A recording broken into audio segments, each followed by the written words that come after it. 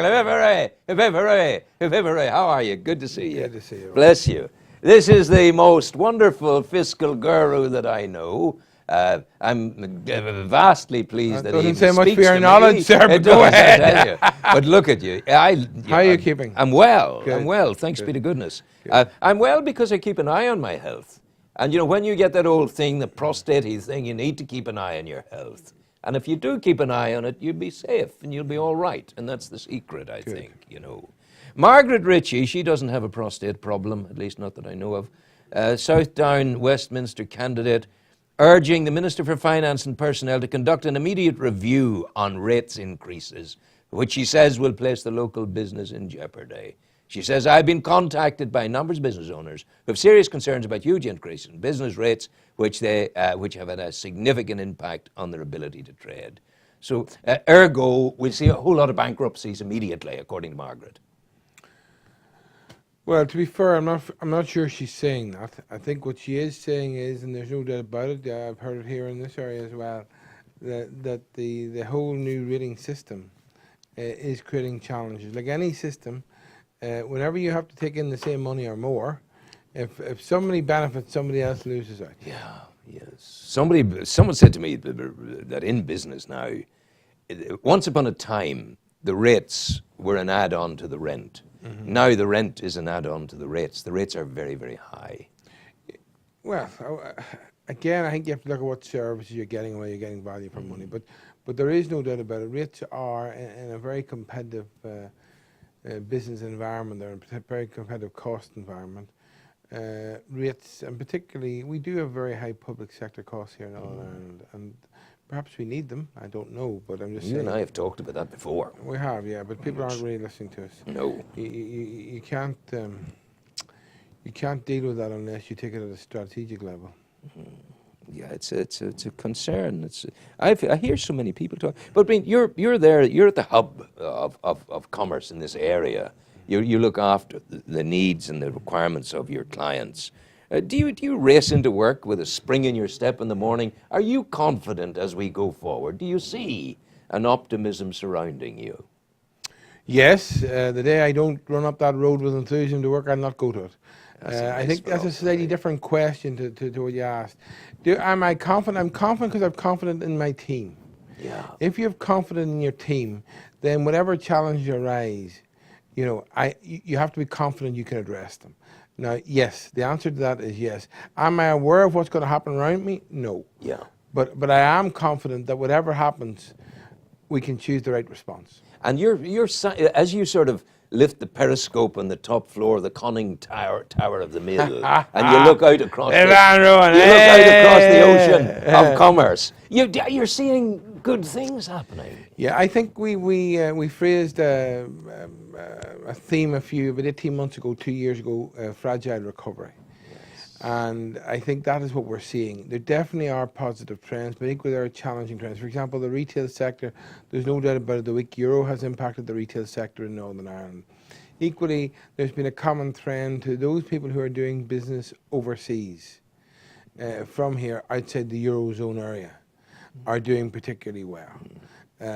We're certainly seeing a little bit more confidence in investment. We're seeing a slight increase in bank proposals to banks. We're seeing a little bit more certainty evolving in the potential evolvement rollout solutions for negative equity in bank debt. So I think we're adjusting. We're showing more flexibility. Certainly there's a greater adaptation out there, business adapting to the changing circumstances. So if you put all those together and you look at low inflation, you look at low interest rates, you look at more people increasing numbers going back into employment, I think they all add up to a slightly, well, not being pessimistic, to a more optimistic outlook on the future.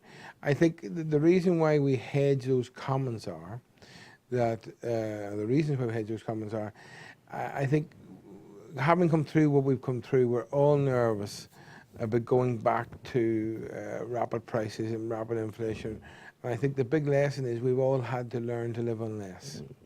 One of our great entrepreneurs, Dr. Gerard O'Hare here in Youre, I remember him saying a long time ago that challenge was not a disadvantage, that strident circumstances offered opportunity and possibility.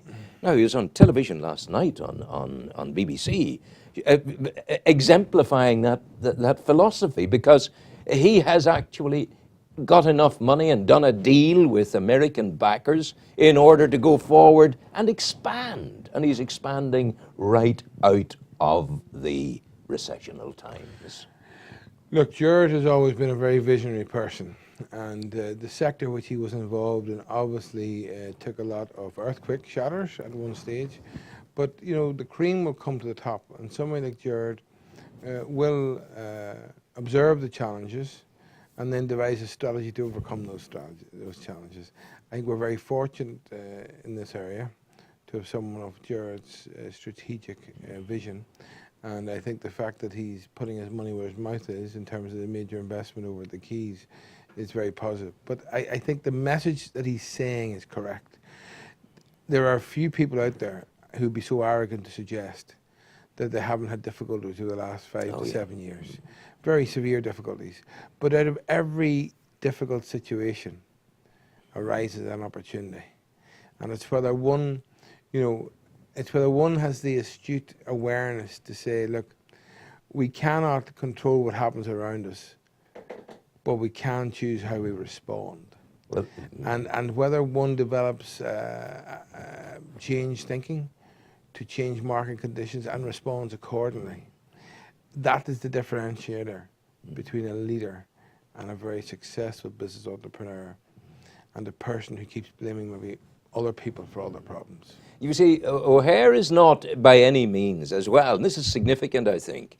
Jared is not an introspective person. He's not sort of burying in his own business. He's looking out to the world beyond. Like, there are schools in Africa, there are bridges in India. They're because he made them happen. So I think in life, if we go through dealing with our problems, sorting things out, making our investments, making our judgments, but at the same time, having the generosity of spirit to look beyond the horizon of immediate and urgent need, the needs of others. Yeah, well, I think to be fair, Jared is a person who has made a difference and who continues to make a difference. And I think that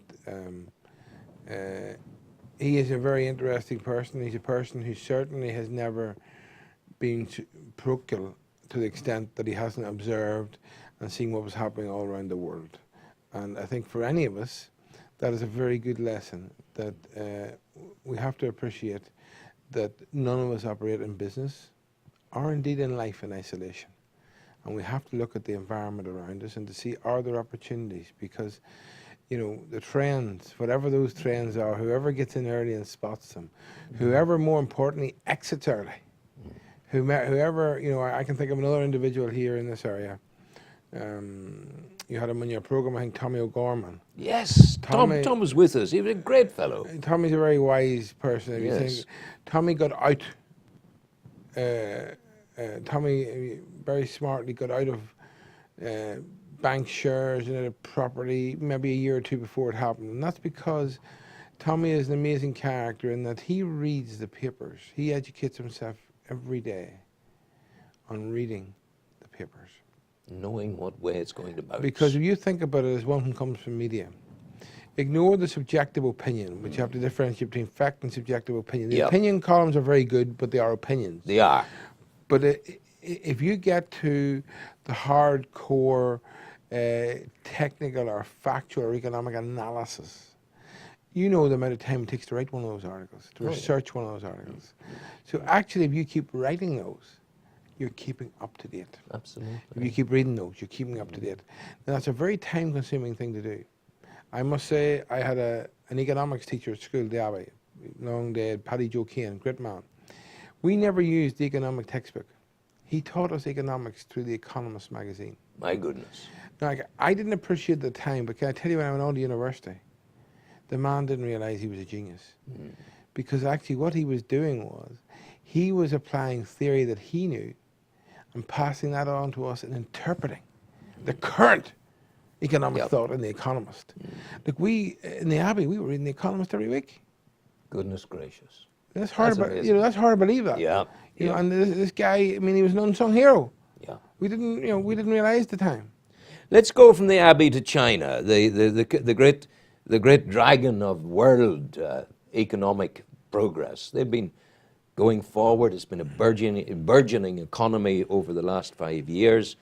China has been the kind of hallmark of success. It's beginning to ease off a bit, and there may be some difficulties. They'll have their own horizon to seek to sort out. Look, all economic activity is cyclical, and anything that's built purely on cost will eventually catch up. I think the interesting thing about China is China will become a very significant market, world market, for a whole range of goods. You're going to see more people exporting into China. You've got to remember there is significant growth in income levels in China. There is significant growth in purchasing power in China. Now, that may well bring with it challenges in terms of meeting people's expectations within China. And perhaps equally in terms of remaining competitive. The one thing China has going for it is it has always invested very heavily in graduates.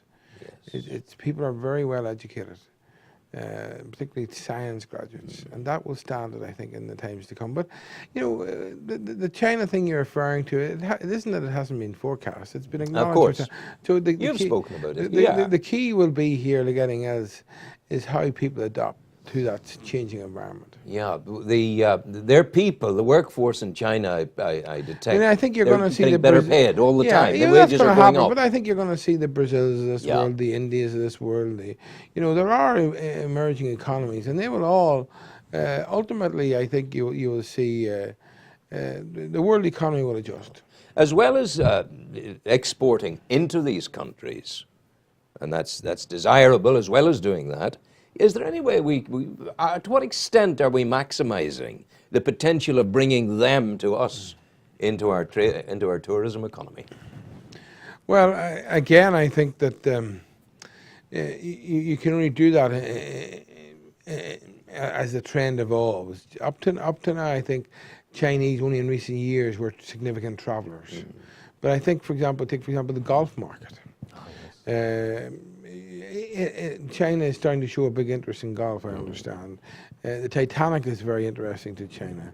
I've been to the Titanic building a lot of times, and it's amazing quite often you see a lot of Eastern Chinese people quite often coming to it. So, look, I think actually tourism is an area that we have made very significant progress in both North and South. I think Tourism Ireland has done a superb job. I think the Northern Ireland Tourist Board and Board Fáilte have been strategic. I mean, if you think of particularly Board Fáilte, what they achieved at the height of the recession was amazing. They were finished with hotels that were all empty. If you imagine what they did, they've turned that around. You can't get a bed in Dublin. Yeah, and that you had the VAT, slashing the VAT. You had very strategic decisions being taken.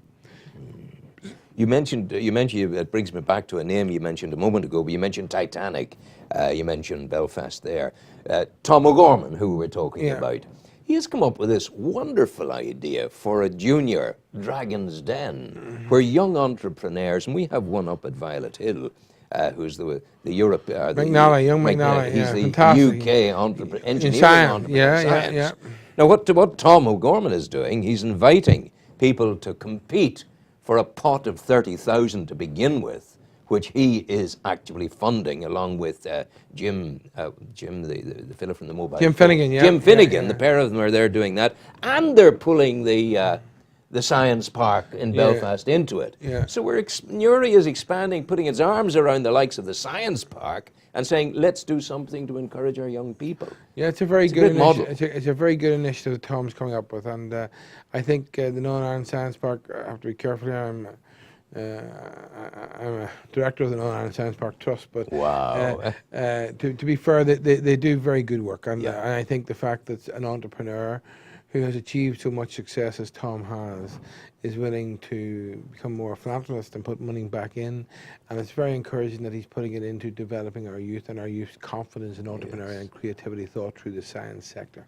So I think that Tom needs to be commended, and I think that whole concept hopefully will take off. And I would be I hopefully be optimistic. I mean, Good. we were talking there briefly about tourism. We can't forget, I believe Patrick Reed, the golfer, has just been confirmed for the Irish Open in Newcastle, and I think that... I hate to tell you this. I really hate to admit this to you, Feargal. I wouldn't have a clue who Patrick Reed is. Well, Would you, Martin? Not at all. No, there you are. Patrick Reed's a good golfer. He was in the American Ryder Cup team. To be honest with you, the US Masters the weekend, one of the best holidays I ever had in my life. Were you there? I was Recently? in 2010. 2010. Yeah, wonderful. At Augusta with my wife and young lad. They brought me there for my 50th birthday present. But listen I have to me, tell you, God one of bless the them. one of the finest breaks I ever had in my life. But listen, you could be taken to a field in Ballyholland. As long as you were playing golf, you'd be happy. No, you can see by my figure I don't play enough golf. No, that's not right. I think there are occasions, a sense of belonging, a sense of place. Yeah. The Masters in Augusta. What's happened, Rory? It's a very... Nothing's happened, Rory. He's very good. He's number one in the Finished world. fourth, did he? Yeah, fourth in the Masters. Nothing wrong with that. Is that good? Yeah, nothing wrong with that. Oh, yeah. He more importantly, he showed unbelievable character. He was on his way out. And he clawed back. After 27 holes, he was 3 over par with a cut-off at 2 over. Now, if you imagine, he was staring out of the Masters. He did a phenomenal turnaround in the back Strength, nine. mental strength. And gradually finished, I think, 68, 66. So certainly 66 was a phenomenal score in the final day. He's not too... Look, you can't, he's there or thereabouts. If you're coming in and that, I think, we have to think, some people think you just win things like that. You don't just win things. No. Someone once told me the dimension of a golf, what do they call it, course, is about 7.5 inches long. It's the width between your ears. Whatever's happening in your brain. I was getting worried there when you were talking about 7.5 inches. I thought you were talking about your pen there, but go ahead. That it's your mental attitude. Your mental attitude. It's great to hear that you're thinking of golf courses as you to think of departing for warmer climates. I shan't be playing golf.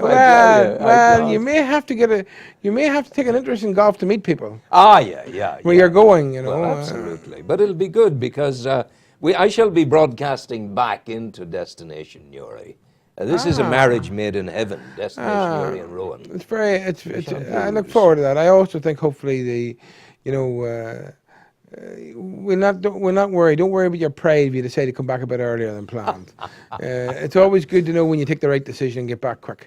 I have never in my life worried about pride. I've always breathed it in, stuck the chest out, and gone for it. Always leave oneself vulnerable to change. Always leave oneself open to new ideas. A lovely phrase, vulnerable to change. You have to allow yourself gorgeous phrase, vulnerable to be wrong. To change. Vulnerable to be wrong. Good. Oh yes, great. You sit in an armchair all the days of your life and do nothing. You'll never make a mistake. You have to get up and go. You have to encourage yourself to be open to new ideas. I'd like to say thank you for being with us today, and I wish you every success in going for the presidency of the United States against Hillary. What do you think of her going? Was that a surprise to you? Well, it wasn't a surprise. You met her, didn't you? I have, yes. Yeah. Would you let her be your champion? I would. Yeah, I think that too often we get in too much into personalities, but I think she's a woman of phenomenal ability.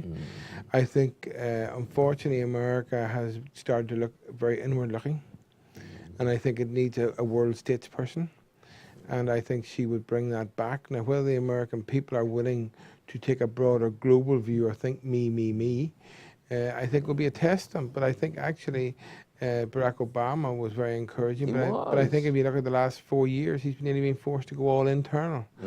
And I think that is not good for the world, that the leading power is so much dominated by domestic, whereas domestic, I believe, should have an important part to play. Oh, absolutely. But it shouldn't be holding back the entire world thought process. I mean, if you think about it, we haven't really had America on the world stage to the extent we had in the past. We're missing a Kissinger. We're missing. That's right. To be fair to Clinton, he tried it. He did. And Hillary Clinton, when she was Secretary of State, I mean, can you name the current Secretary of State? Kerry. No. Yeah. John Kerry. John Kerry. What's he doing? Yeah. He's got him stuck in the Middle East the whole time. Yeah. There's more to the world than Iran. Yeah. You know. Now you're talking. You know. I mean, God it's knows. important. Hillary Clinton will bring us back to where we need to be. Us thinking world. Yeah. Thinking global. Thinking global. She's not too old, no. No, you're never too old. You're never I too knew you'd say old, that. or you're never too young. Yeah. I You're just think- good or bad. I think we must judge people on their ability to do the job. Thank you. Thank you very much. That was a good one. Thank you. Take care.